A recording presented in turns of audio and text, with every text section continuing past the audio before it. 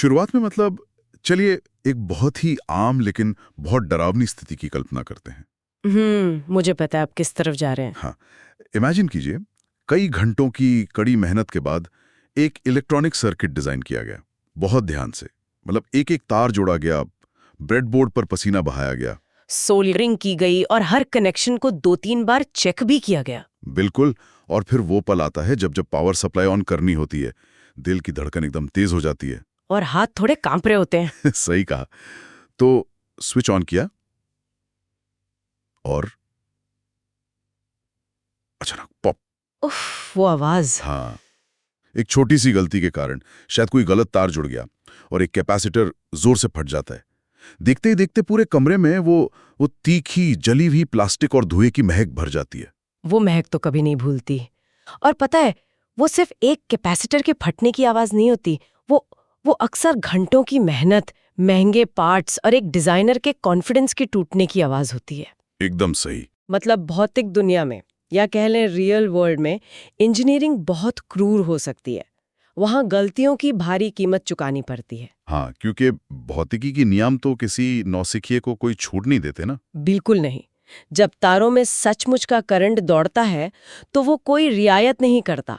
और यहीं से हमारी आज की इस विस्तृत चर्चा यानी इस डीप डाइव की शुरुआत होती है। हाँ, आज का टॉपिक बहुत ही दिलचस्प है। तो आज हम एक ऐसी तकनीक पर बात करेंगे जो इस धुएं और नुकसान के डर को हमेशा के लिए खत्म कर देती है। 100%। हमारे पास जो भी सोर्सेज हैं आज, उनका इस्तेमाल करके हम मल्टीसिम नाम के एक सर्किट सिमुलेशन सॉफ्टवेयर की गहराई में उतरेंगे। और ये जानना बहुत जरूरी है कि ये काम कैसे करता है। बिल्कुल। आज का हमारा मिशन यही समझना है कि कैसे ये सॉफ्टवेयर मतलब इतने जटिल सर्किट डिजाइन को एक बिल्कुल सेफ डिजिटल खेल में बदल देता है। और एक बहुत बड़ा सवाल ये भी है कि क्या ये सच में हमारी जो ट्रेडिशनल फिजिकल लैब्स हैं उनकी जगह ले सकता है। यही तो मेन मुद्दा है। तो मल्टीसिम की अगर बात करें, इसका सबसे दिलचस्प पहलू क्या है? देखिए, इसका सबसे दिलचस्प पहलू ये है कि ये असल में एक सैंड बॉक्स है। मतलब सर्किट फटने के रिस्क से बचने के लिए हमें एक ऐसे सुरक्षित माहौल की जरूरत होती है जहां गलतियां करने की कोई कीमत ना चुकानी पड़े। हाँ, कुछ भी आजमा कर देख लो। बिल्कुल। तो नेशनल इंस्ट्रूमेंट्स ने जो ये मल्टीसिम बनाया है, ये ठीक यही करता है। बिना कोई महंगा हार्डवेयर खरीदे या उसे जलाए, आपको सर्किट डिजाइन और टेस्ट करने की पूरी आजादी मिलती है। पता है, जब मैं इसके बारे में पढ़ रहा था तो मुझे एक कॉन्सेप्ट बिल्कुल इलेक्ट्रॉनिक्स के डिजिटल लेगो या फिर माइनक्राफ्ट जैसा लगा। अरे हाँ, बहुत सही तुलना है ये। है ना? मतलब आपके पास एक खाली कैनवस है और बैकग्राउंड में एक विशाल मास्टर डेटाबेस है। उसमें दुनिया भर के मतलब सारे कंपोनेंट्स मौजूद हैं। रजिस्टर्स, कैपेसिटर्स, डायोड्स, सब कुछ। पावर सप्लाई और एलईडीज भी। आपको बस वहां से चुनना है और ड्रैग एंड ड्रॉप करके अपने कैनवस पर रख देना। किसी इलेक्ट्रॉनिक शॉप पर जाने की झंझट ही नहीं। बिल्कुल। और ना ही किसी पार्ट के आउट ऑफ स्टॉक होने का डर। और इसकी एक्सेसिबिलिटी, मतलब इसकी पहुंच, इसे और भी खास बनाती है। इसका एक ऑनलाइन वर्जन भी है, मल्टीसिम लाइव। अच्छा, ब्राउजर वाला? हाँ, उसे इस्तेमाल करने के लिए कोई भारी भरकम इंस्टॉलेशन नहीं चाहिए, सीधा वेब ब्राउजर में खुल जाता है। ये तो बहुत कन्वीनियंट है। बहुत ज्यादा। और इसकी स्क्रीन को बहुत ही लॉजिकली बांटा गया है। बीच में आपका मेन वर्कस्पेस होता है जहां सर्किट बनता है। एक तरफ डिजाइन टूल बार है प्रोजेक्ट्स मैनेज करने के लिए, और दूसरी तरफ इंस्ट्रूमेंट टूल बार है जहां से हम मल्टीमीटर वगैरह उठाते हैं। एग्जैक्टली। मल्टीमीटर, ऑसिलोस्कोप, सारे मापने वाले टूल्स वहीं होते हैं। और किसी भी मॉडर्न सॉफ्टवेयर की तरह इसमें भी शॉर्टकट्स हैं काम को तेज करने के लिए। हाँ, शॉर्टकट्स तो जान बचाते हैं। जैसे प्रोजेक्ट सेव करने के लिए Ctrl+S या किसी कंपोनेंट को रोटेट करने के लिए Ctrl+R। बहुत बेसिक लेकिन जरूरी शॉर्टकट्स हैं ये। पर रिसर्च के दौरान मुझे एक बहुत ही मजेदार और सच कहूं तो थोड़ा खतरनाक शॉर्टकट मिला। अरे कौन सा? जो इसका डेस्कटॉप ऐप है ना, उसमें एक शॉर्टकट है Ctrl+W।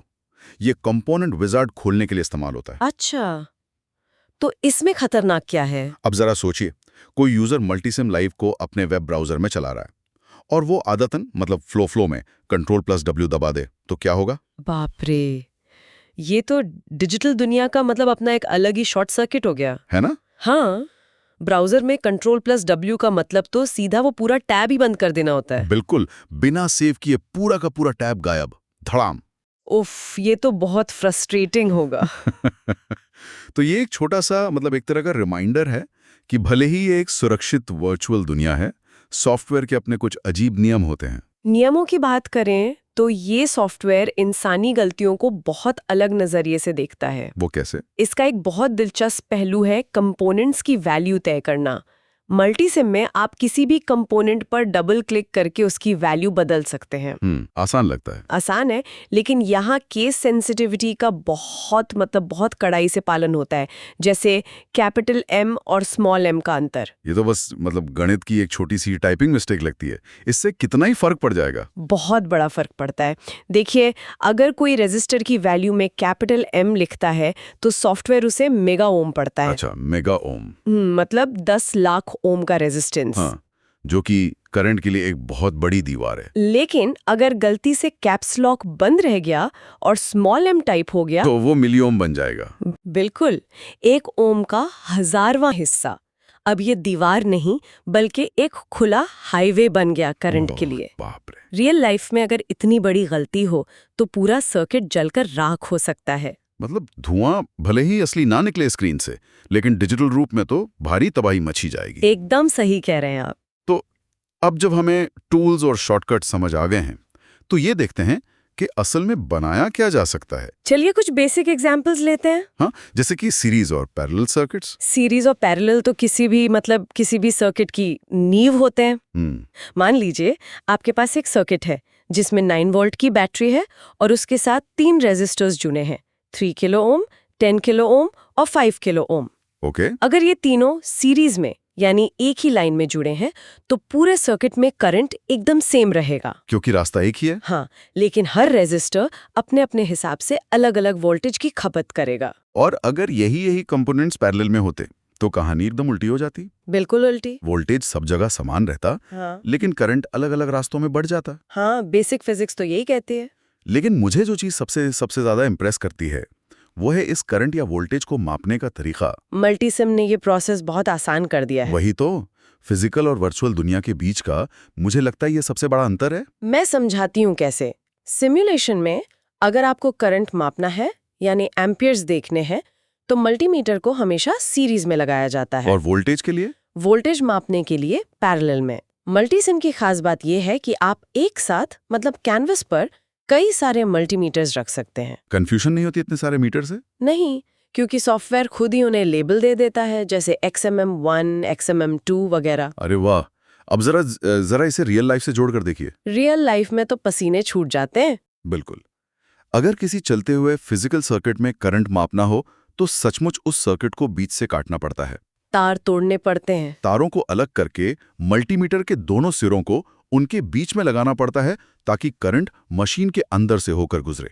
और ये बहुत थका देने वाला और सच कहूं तो रिस्की काम भी होता है। हाँ, इसके उलट सॉफ्टवेयर में ये सिर्फ एक वायर को क्लिक करके डिलीट करने और मीटर को ड्रैग करके वहां रख देने जितना एकदम बच्चों के खेल जैसा आसान है। इससे भी एक कदम आगे बढ़े तो जब हम थोड़े कॉम्प्लेक्स डिजाइन बनाते हैं ना, जैसे हाफ वेव रेक्टिफायर, तब सिमुलेशन का असली जादू दिखता है। ये हाफ वेव रेक्टिफायर, इसका काम ऑल्टरनेटिंग करंट यानी एसी को डायरेक्ट करंट डीसी में बदलना होता है ना? बिल्कुल सही। मुझे ये डिजाइन हमेशा से बहुत फैसिनेटिंग लगता है।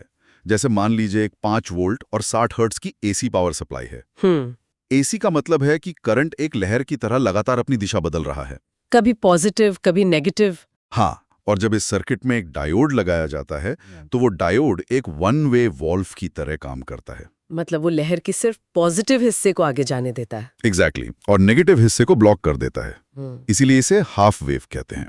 और इस पूरी प्रोसेस को देखने के लिए ना मल्टीसिम का ऑसिलोस्कोप या जो ग्राफ व्यू है वो बहुत काम आता है। ग्राफ में तो लहरें एकदम साफ दिखती हैं। लेकिन यहाँ एक छोटी सी एक टेक्निकल बारीकी है। कैसी बारीकी?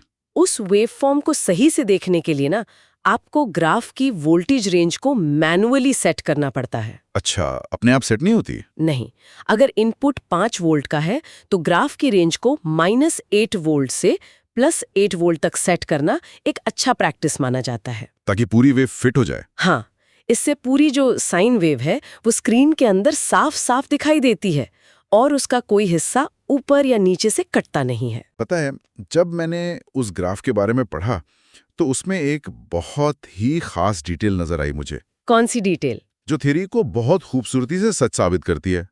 देखिए, अगर इनपुट 5 वोल्ट दिया गया था तो आउटपुट भी 5 वोल्ट होना चाहिए था ना, आइडियली तो हाँ। लेकिन आउटपुट सिर्फ 4.27 वोल्ट ही मिलता है। तो वो बाकी का 0.73 वोल्ट कहाँ गायब हो गया? क्या सॉफ्टवेयर में कोई एरर है? नहीं, ये कोई एरर नहीं है। तो फिर क्या है?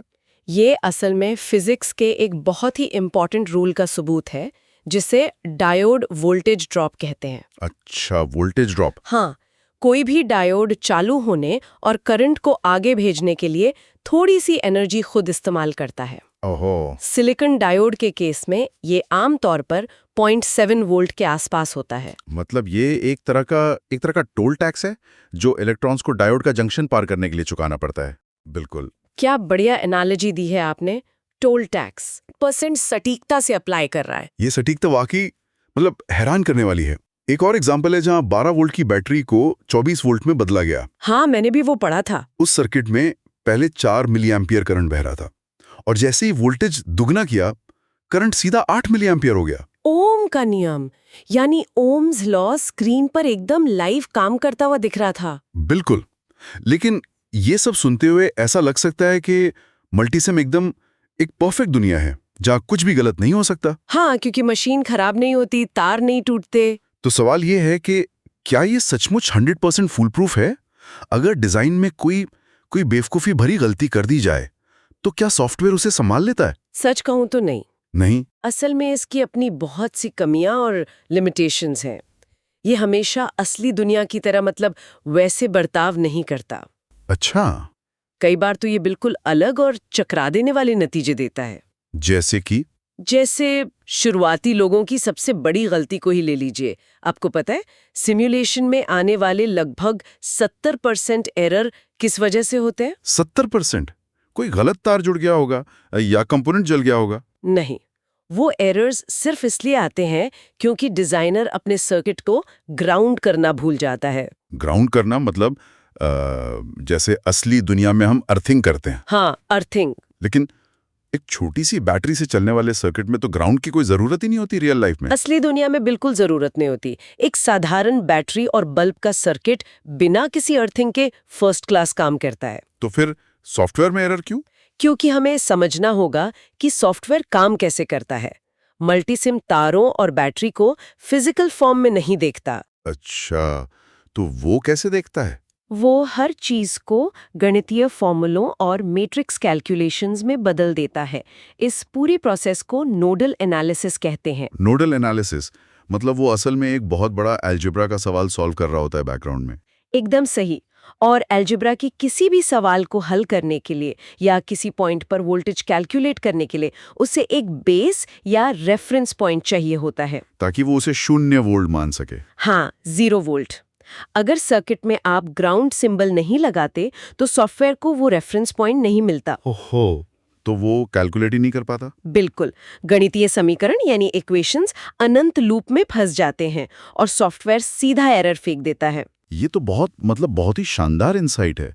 जो सर्किट असली दुनिया में एकदम सही काम करेगा वो सॉफ्टवेयर में एरर दे सकता है सिर्फ इसलिए क्योंकि कंप्यूटर को मैथ सॉल्व करने के लिए एक रेफरेंस चाहिए। है ना अजीब? हाँ।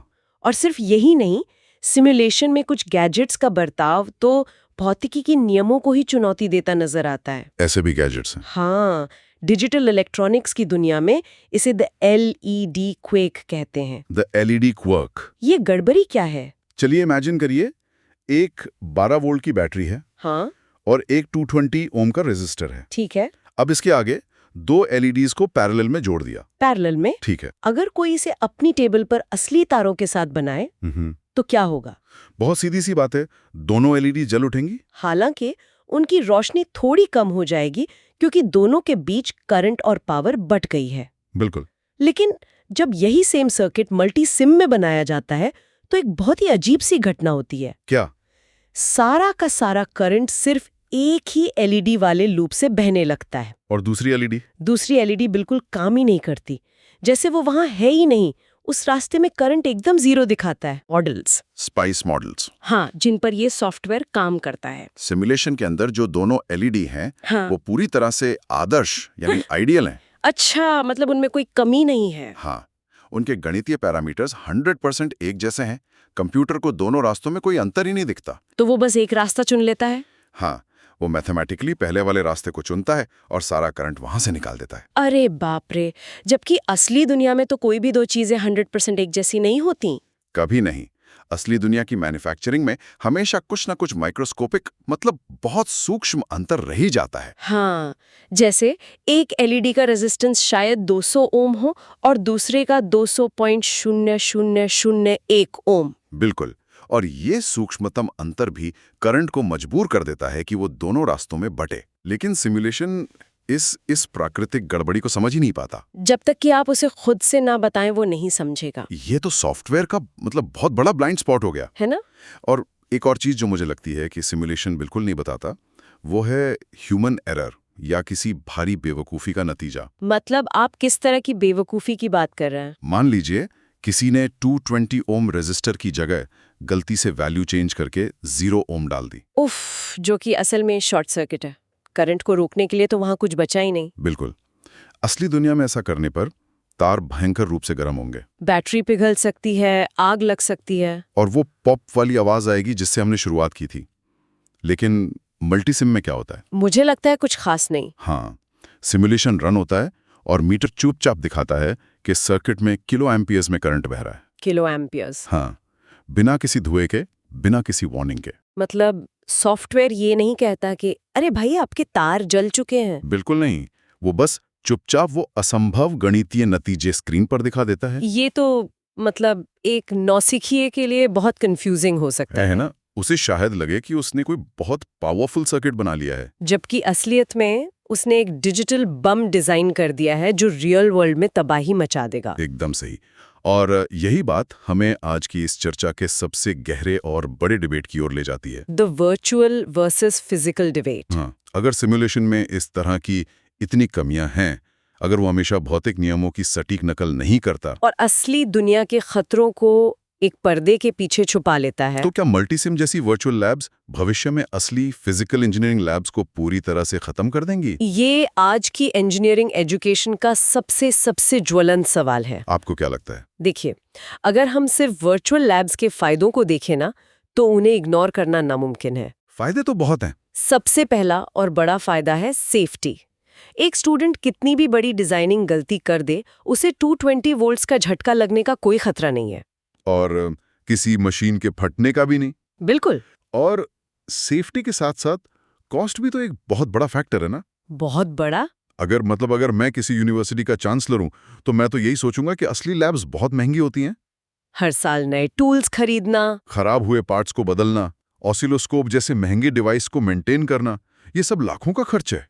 और सिमुलेशन सॉफ्टवेयर एक झटके में ये सारा पैसा बचा लेता है। हाँ, और इसके अलावा इंस्टेंट फीडबैक की भी तो सुविधा है। डिजाइन में कुछ भी बदलो और उसी सेकंड उसका रिजल्ट देख लो। ये तर्क अपनी जगह बहुत मजबूत है, लेकिन जो लोग असली लैब्स को बंद करने की वकालत करते हैं ना, वो एक बहुत बड़ी सच्चाई भूल जाते हैं। कौन सी सच्चाई? कि असली दुनिया बहुत मेसी है। मेसी है मतलब उलझी हुई है। हाँ, सिमुलेशन सॉफ्टवेयर बहुत ही आइडियल यानी आदर्श स्थितियों में काम करते हैं। वो उन रियल वर्ल्ड वेरिएबल्स की नकल नहीं कर सकते जो फिजिकल लैब्स में मतलब हर पल मौजूद होते हैं। क्या इन वेरिएबल्स में तापमान जैसे फैक्टर शामिल है? तापमान तो सबसे बड़ा फैक्टर है। जब असली सर्किट में करंट बहता है तो उपकरण गर्म होते हैं। और गर्म होने पर किसी भी चीज का रेजिस्टेंस बदल जाता है? बिल्कुल। रेजिस्टेंस बदलने से पूरे सर्किट का बिहेवियर यानी व्यवहार बदल सकता है। और मल्टीसिम में क्या होता है?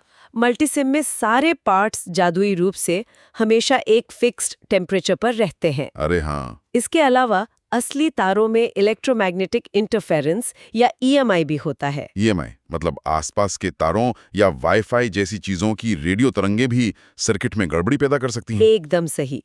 एक तार से निकलने वाली मैग्नेटिक फील्ड दूसरे तार के करंट को डिस्टर्ब कर सकती है। ये तो सिमुलेशन में कहीं नहीं दिखता। और जैसा कि हमने वो LED वाले एग्जाम्पल में देखा, हर फिजिकल कंपोनेंट में कुछ ना कुछ प्राकृतिक खामियां होती ही हैं। हाँ, इम्परफेक्शंस। कोई भी 100 ओम का रेजिस्टर असल में ठीक 100 ओम का नहीं होता। वो 98 ओम हो सकता है या 102 ओम। और सिमुलेशन इन प्राकृतिक गड़बड़ियों को पूरी तरह से इग्नोर कर देता है। बिल्कुल। और एक चीज जो मुझे पर्सनली लगती है, जो स्क्रीन कभी नहीं सिखा सकती, वो है टैक्टाइल एक्सपीरियंस। टैक्टाइल मतलब? हाथों से काम करने का जो एहसास होता है। हाँ, जो मोटर मेमोरी होती है, तारों को छेलना, ब्रेडबोर्ड पर उन्हें सही से कसना, फ्लक्स और सोल्डर की वो जो महक होती है। वो लैब वाली फीलिंग। हाँ, या मल्टीमीटर के प्रोब्स को अपने हाथों से एक एक छोटे से सर्किट पे टिकाना। सही कह रहे हैं आप। जब कोई इंजीनियर असल में फील्ड में काम करने जाता है तो उसे माउस से क्लिक नहीं करना होता, उसे पेंचकस और वायर कटर चाहिए होता है, और अपने हाथों की मतलब स्थिरता का इस्तेमाल करना होता है। इसीलिए जो प्रोफेशनल दुनिया है उसका अनुभव यही बताता है कि इसका हल किसी एक चीज को चुनने में नहीं है। तो फिर हल क्या है? सबसे बेहतरीन और कारगर तरीका है एक हाइब्रिड मॉडल। हाइब्रिड मॉडल मतलब वर्चुअल और फिजिकल दोनों का बैलेंस बनाया जाए। बिल्कुल। सिमुलेशन का काम डिजाइन और उसे असल में लागू करने के बीच की जो खाई है उसे पाटना है। सबसे असरदार तरीका ये है कि डिजाइनर या जो स्टूडेंट है वो पहले मल्टीसिम पर अपनी थ्योरी की प्रैक्टिस करें। वहां वो नए नए आइडियाज आजमाएं। हाँ, अलग अलग वैल्यूज डालकर देखें, बेझिझक गलतियां करें और अपने डिजाइन को पूरी तरह से ऑप्टिमाइज करें। और जब उन्हें पूरा कॉन्फिडेंस आ जाए कि हाँ, उनका डिजिटल ब्लूप्रिंट सही से काम कर रहा है, तब वो फिजिकल लैब्स में जाएं। और तब वो उन सर्किट्स को सचमुच अपने हाथों से बनाएं। इस तरह बिना किसी फालतू नुकसान के वो रियल वर्ल्ड की अप्रत्याशित चुनौतियों का मतलब सामना करना भी सीखते हैं। ये मॉडल तो बेसिक थ्योरी को भी मजबूत करता है और प्रैक्टिकल स्किल्स को भी निखारता है। यही तो इस हाइब्रिड अप्रोच की खूबसूरती है। तो आज की इस पूरी चर्चा को अगर हम समेटें तो हम ये निष्कर्ष निकाल सकते हैं कि मल्टीसिम केवल एक सॉफ्टवेयर या बस टूल्स का बंडल नहीं है। हाँ, बिल्कुल नहीं। ये एक ऐसा डिजिटल पुल है जो हमारे सैद्धांतिक विचारों को रियलिटी में बदलने से पहले उन्हें टेस्ट करने का एक बहुत ही शानदार और सेफ मौका देता है। ये वो जो धुएं और शॉर्ट सर्किट का डर था ना, उसे हटाकर बिना डरे कुछ भी नया, कुछ भी इनोवेटिव आजमाने की आजादी देता है। सच में ये एक ऐसा टूल है जिसने इलेक्ट्रॉनिक डिजाइनिंग की दुनिया को हमेशा के लिए बदल कर रख दिया है। लेकिन हमें हमेशा याद रखना चाहिए कि ये असली दुनिया की जगह लेने के बजाय असली दुनिया की उलझनों के लिए हमें बेहतर तरीके से तैयार करने का काम करता है। बहुत ही अच्छी बात कही आपने। अब जाते जाते मैं सुनने वालों के लिए एक ऐसा विचार छोड़ना चाहूंगा जो शायद आगे चलकर हमारी इस पूरी समाज को ही चुनौती दे दे। अच्छा, वो क्या? हमने इस बात पर बहुत जोर दिया ना कि आज के जो सिमुलेशन सॉफ्टवेयर हैं वो असली दुनिया के तापमान, जो नेचुरल इम्परफेक्शंस हैं या ईएमआई, उनकी सटीक नकल नहीं कर पाते। हाँ, और इसीलिए हमें फिजिकल लैब्स की जरूरत है। लेकिन जरा भविष्य की ओर देखिए। हम एक ऐसी दुनिया की तरफ बढ़ रहे हैं जहां आर्टिफिशियल इंटेलिजेंस यानी एआई हर दिन एक नई छलांग लगा रहा है। ये तो है। तो क्या होगा जब भविष्य में इन सर्किट सिमुलेशंस के साथ एक बेहद पावरफुल एआई पूरी तरह से जुड़ जाएगा? मतलब एक ऐसा एआई जो हर फिजिकल कमी को नाप सके? बिल्कुल, एक ऐसा एआई जो कमरे के तापमान में होने वाले बदलाव, हवा की नमी और हर एक माइक्रोस्कोपिक एरर की 100% सटीक कैलकुलेशन करने लगे। बाप रे! तो क्या तब असली दुनिया की फिजिकल टेस्टिंग और इन वर्चुअल लैब्स के बीच का जो वो आखिरी अंतर है, क्या वो भी पूरी तरह से मिट जाएगा? ये तो सच में बहुत गहरा विचार है ना? क्या तब हमें ये देखने के लिए कि कैपेसिटर फटता है या नहीं, कभी असल में कोई फिजिकल प्रोटोटाइप बनाने की जरूरत ही नहीं पड़ेगी? क्या पूरी की पूरी जो इंजीनियरिंग है वो सिर्फ स्क्रीन्स तक ही सीमित रह जाएगी? ये एक ऐसा सवाल है जिसका जवाब शायद अगला दशक हमें दे। देखते हैं फ्यूचर में क्या होता है। फिलहाल के लिए अपने इस डिजिटल लेगो से खेलते रहिए, नई चीजें आजमाते रहिए और हाँ, अपने डिजिटल सर्किट्स को ग्राउंड करना बिल्कुल मत भूलिएगा।